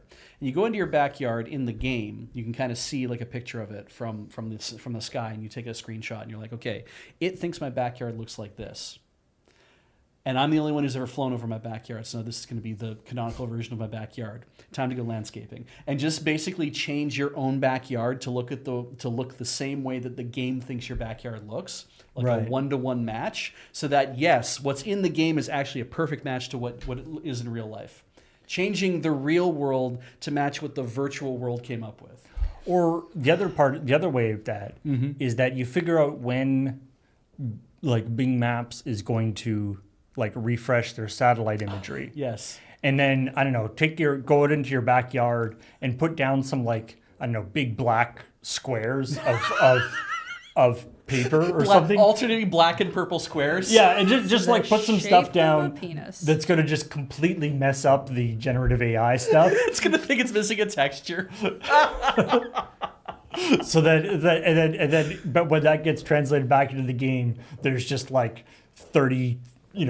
30-mile tall monuments standing Yeah, there for no yeah. reason. You don't it's want to good. go mow your grass in the shape of a cock and balls. I mean, people. that's should. always good too. Yeah, Yeah. that's like why you have think a about lawnmower. it. Put There's a so big- many games where they stop you from drawing stuff like that, and if you draw it out in the real world, it has to show up in the video game world now. It's right? true. It's true. I mean, I would 100% think that these mapping companies have like built-in filtering stuff for things. Oh yeah, yeah. For Particularly offensive looking. things Yeah.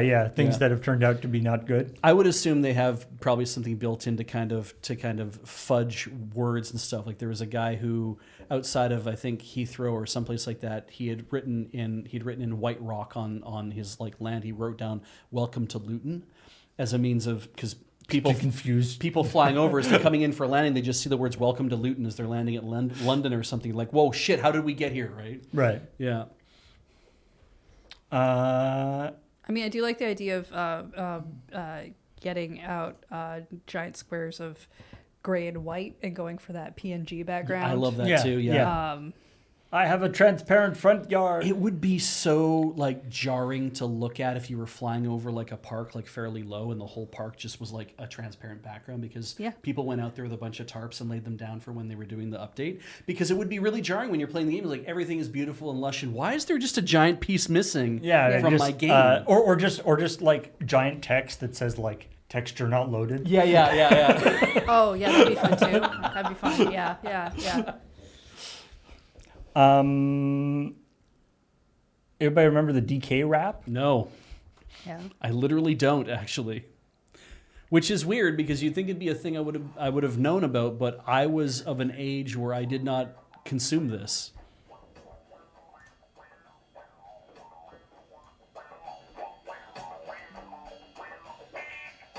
They made a new version. It slaps.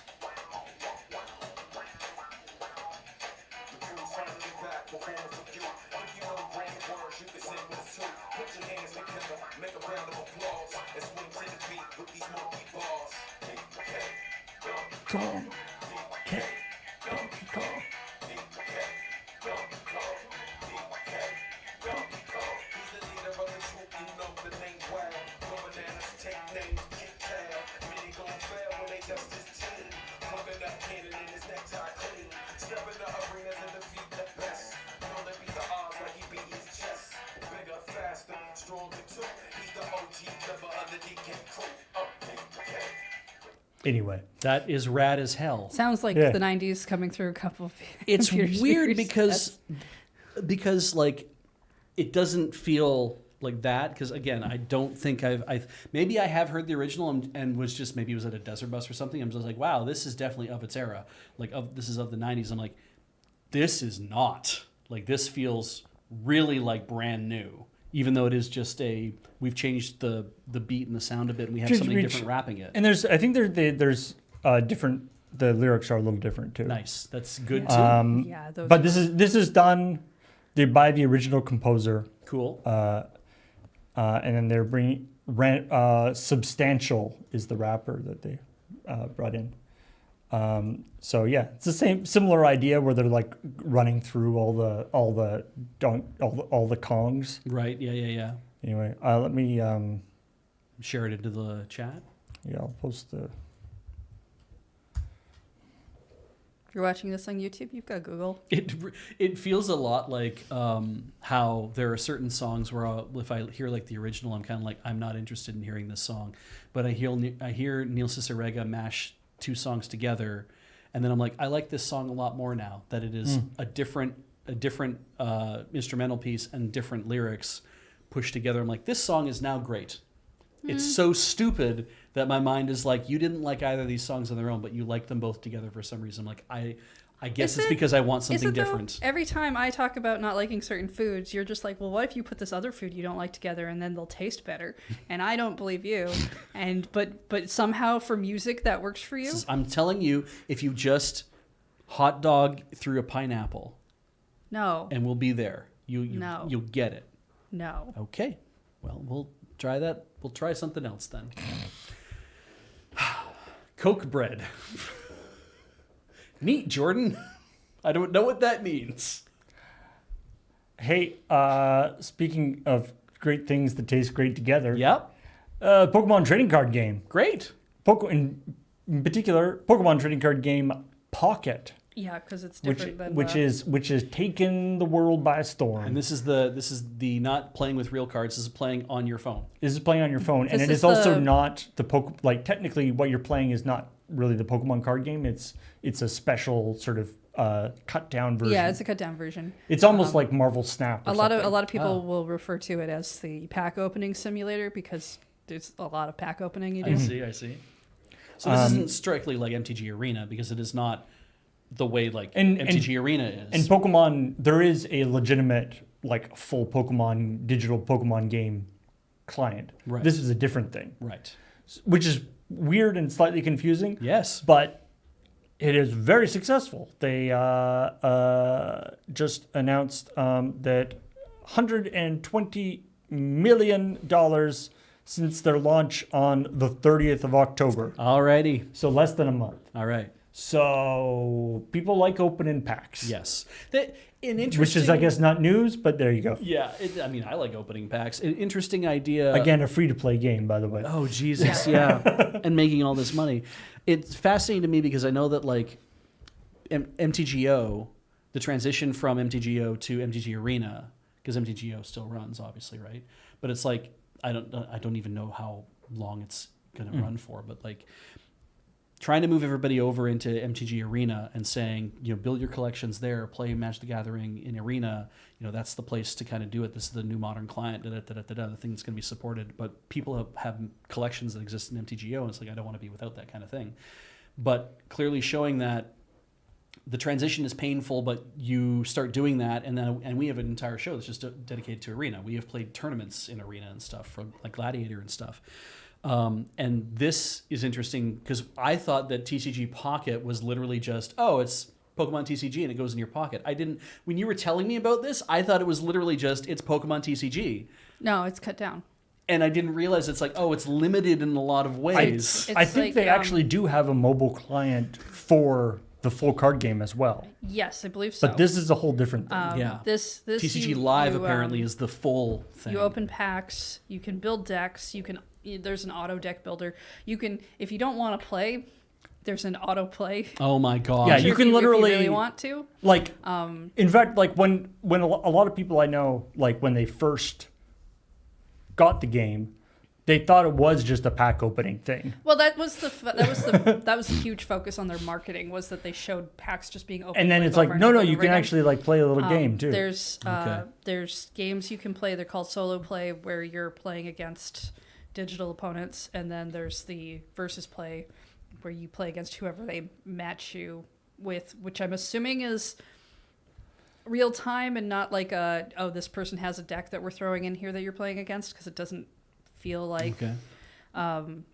But yeah, I haven't actually played Pokemon the card game, so I don't know how much this translates to it, but it feels like a simplified thing. It's from what I understand. Again, the only Pokemon card game is like what we've done I've seen is when we've done on like AFK and things, but it's a lot simplified. I have played enough now that I know exactly when to hit the concede button. I guess it's really the idea that it's like, in my brain, I'm like, well, then you're not playing the real game. Like, that's my brain says to me. It's like, are you, you're not playing with paper cards. Paper cards are the real game. No, that's not true. There is the digital version of a paper card game. Okay, well, if that's TCG Live, then it's like, then that's the real game digitally. You play Solitaire, right? Yes. What version?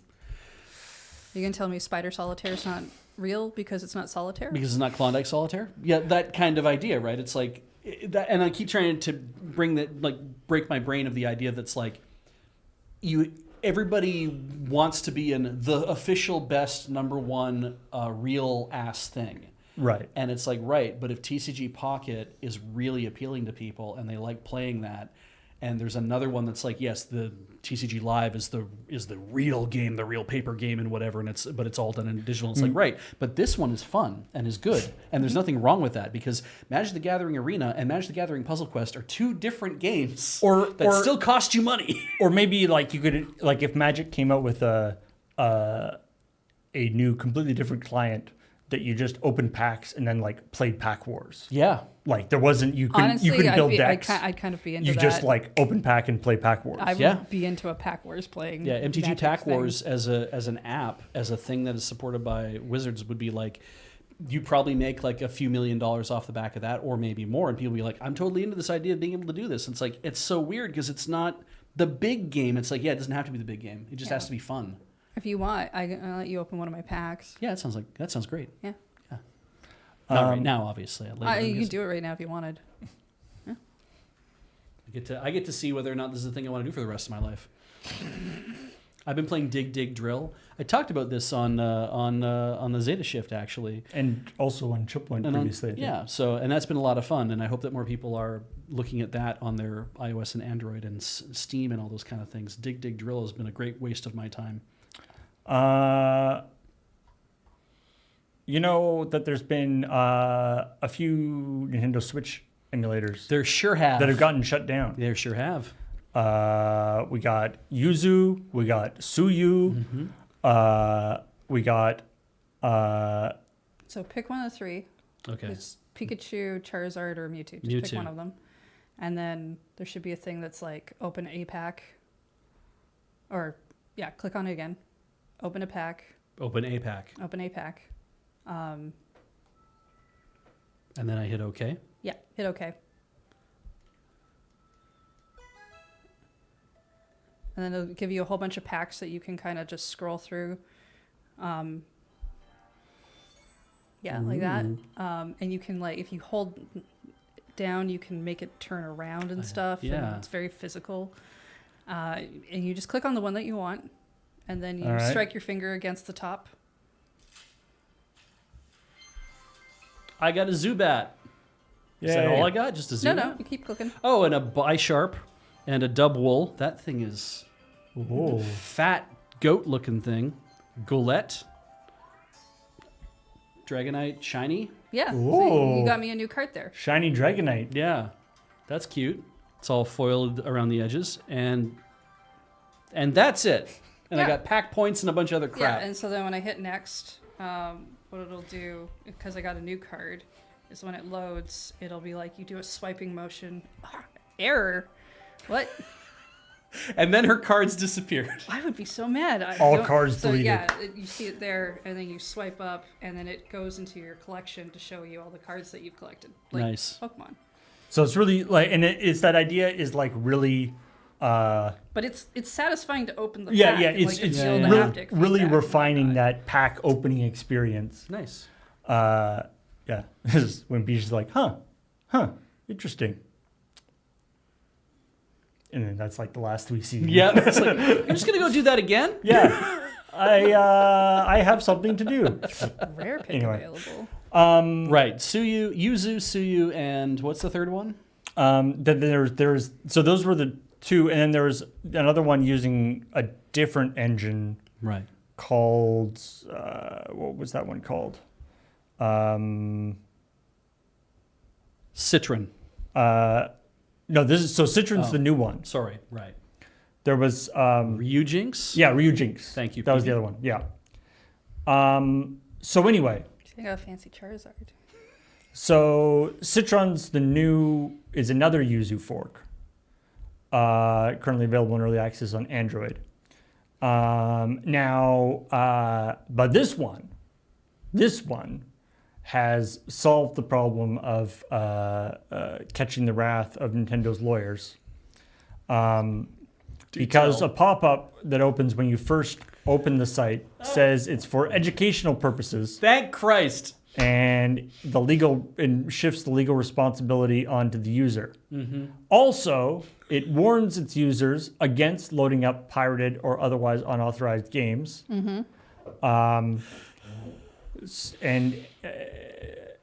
So basically, this article says basically like it puts a "do not enter" sign, Yeah.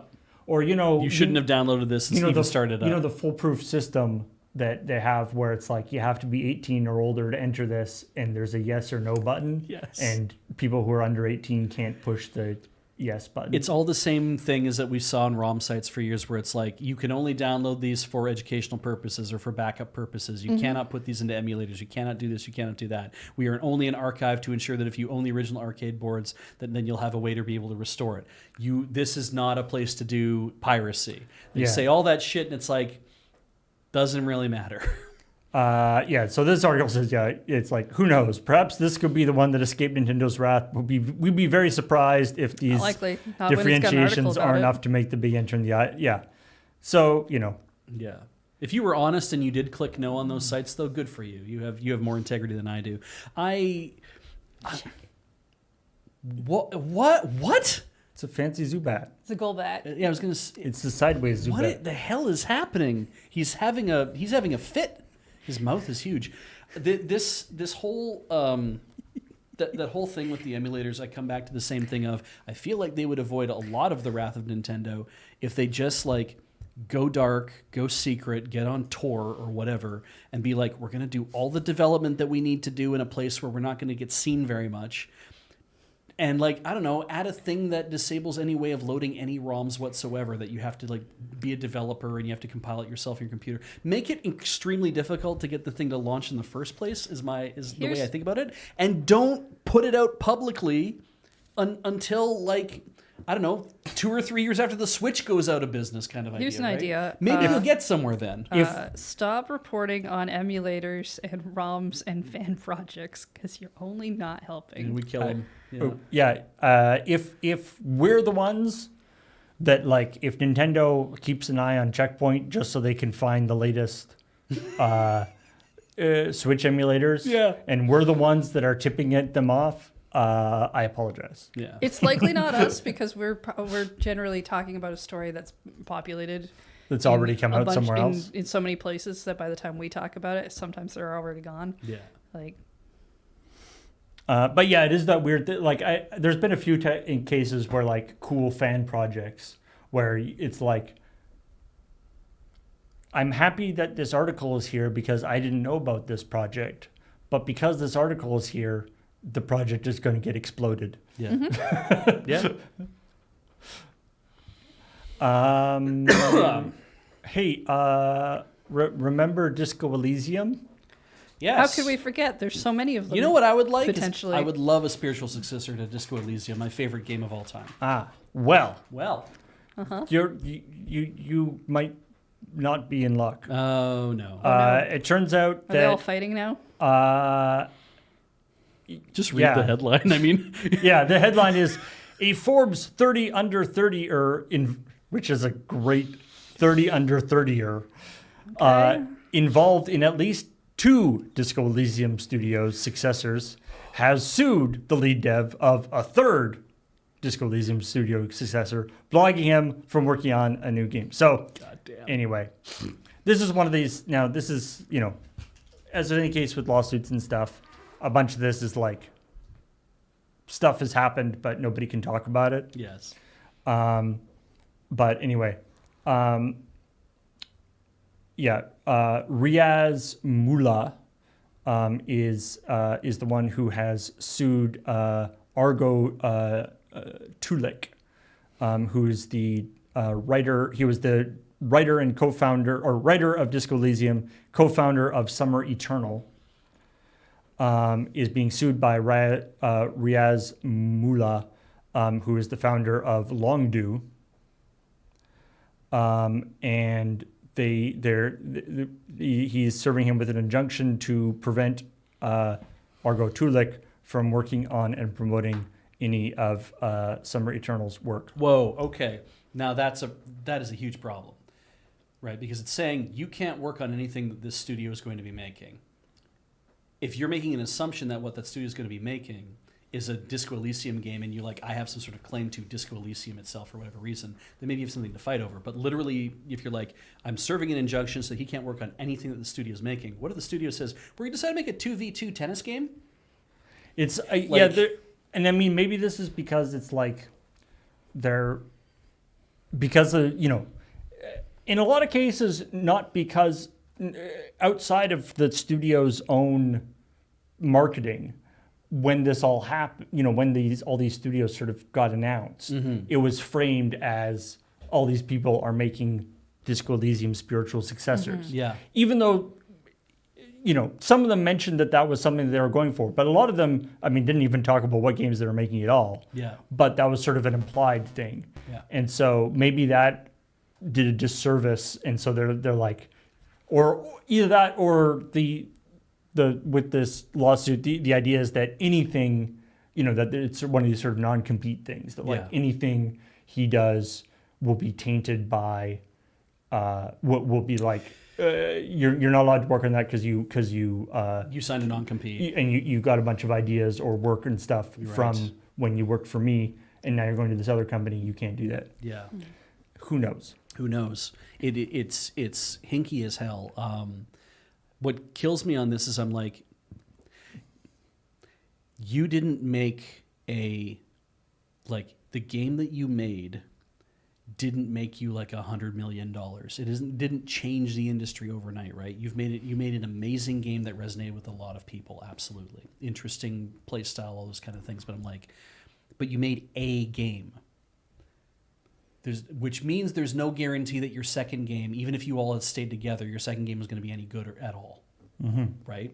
So taking this position and all this infighting and everything else that's going on, like, you guys aren't actually, none of you are proving that you know how to make this game.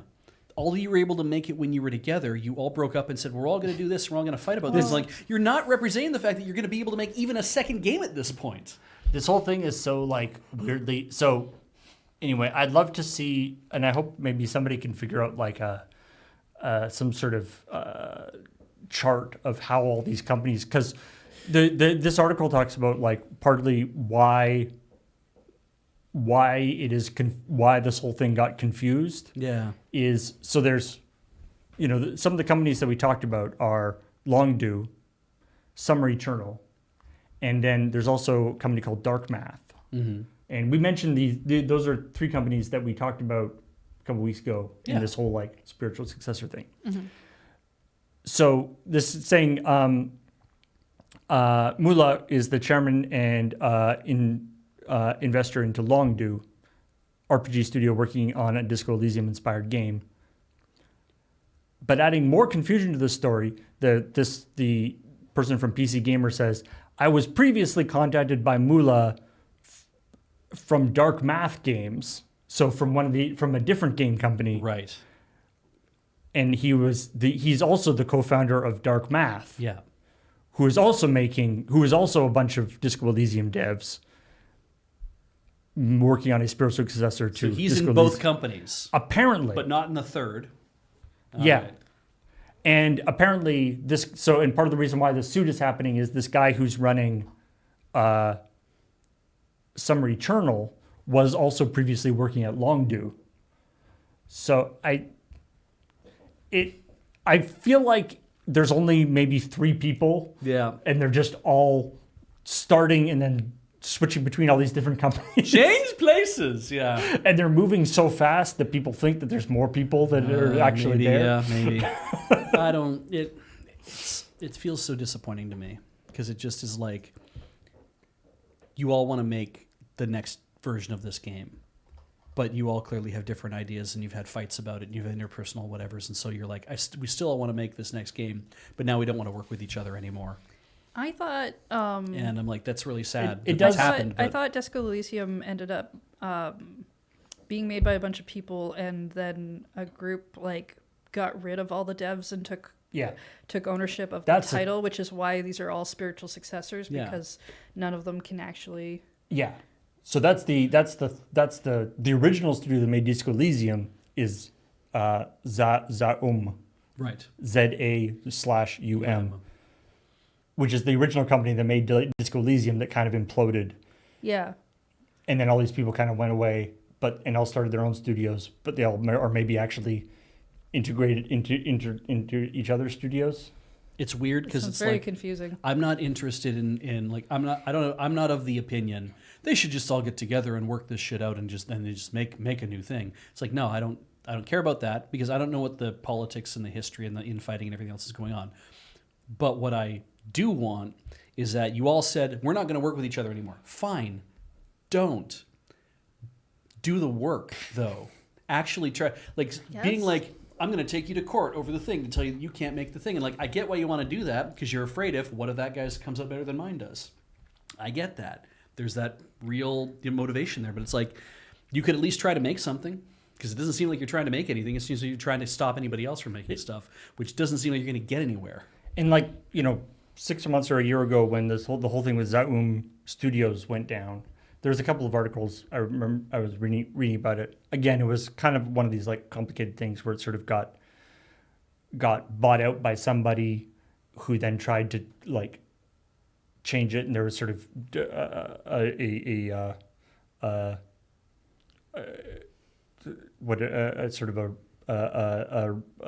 coup from within. Oh, and yeah. all sorts of stuff happened, and it sort of imploded.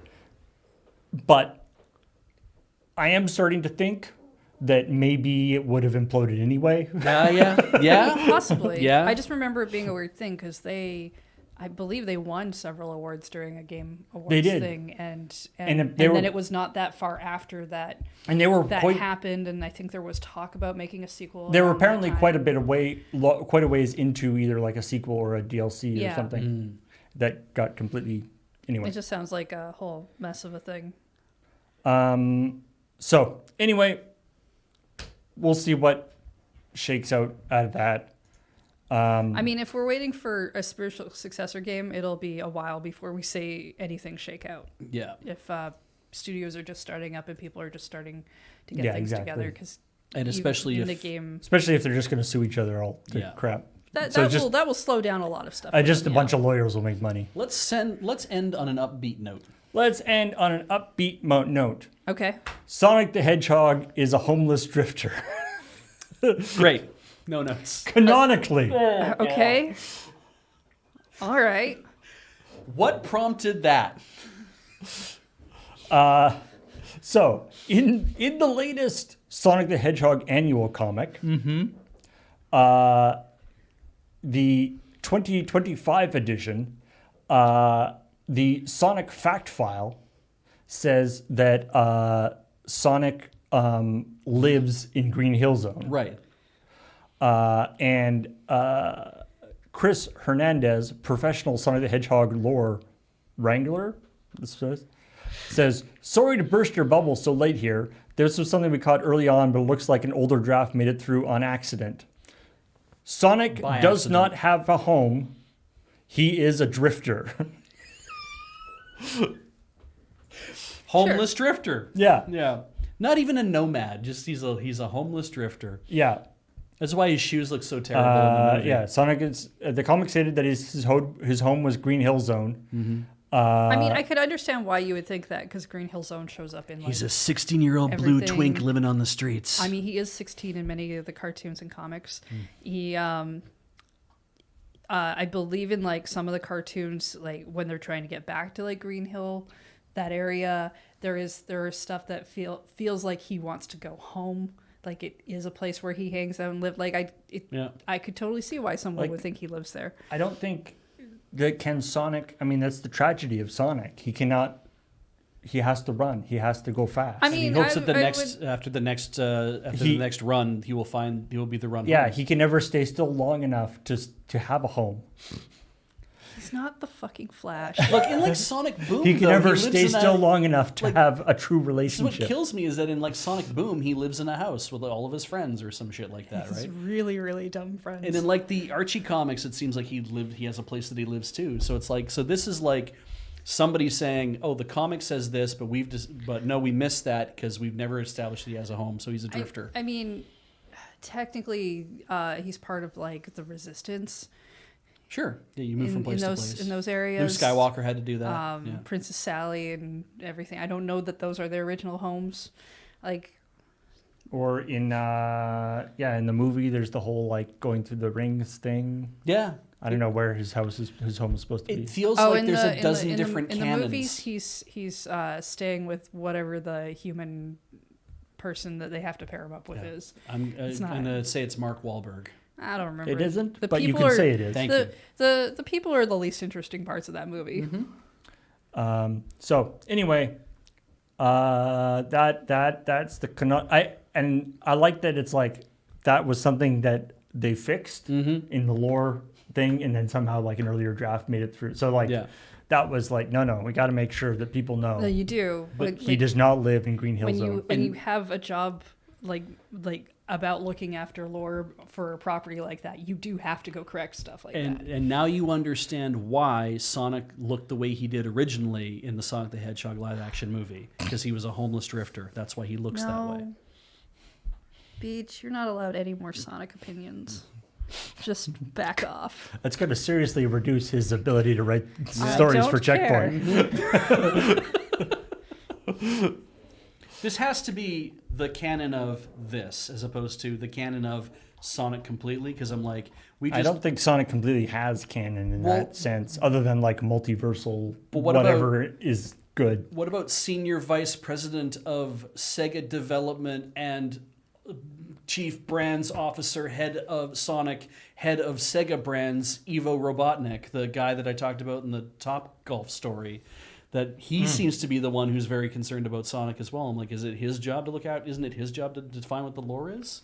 No, there's generally an actual person who has to oversee lore. But then, does this guy work for Sega? Do we know that? It didn't say that he worked for Sega. It just said he was the chief professional lore wrangler. And I'm like, I mean, shit, like that could be just a dude on AO3 that writes the most fanfic. And it's like, he's now the chief professional lore wrangler for Sonic because we've decided it.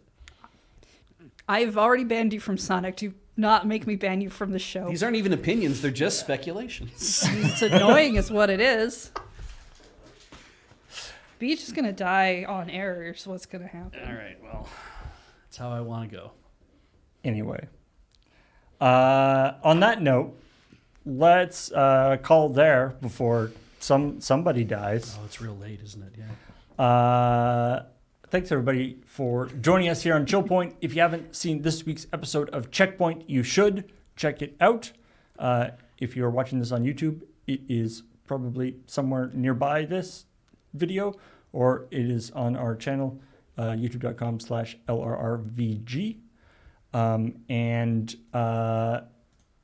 support us over on Patreon, patreon.com/learningmerun. You can buy some of our excellent merchandise.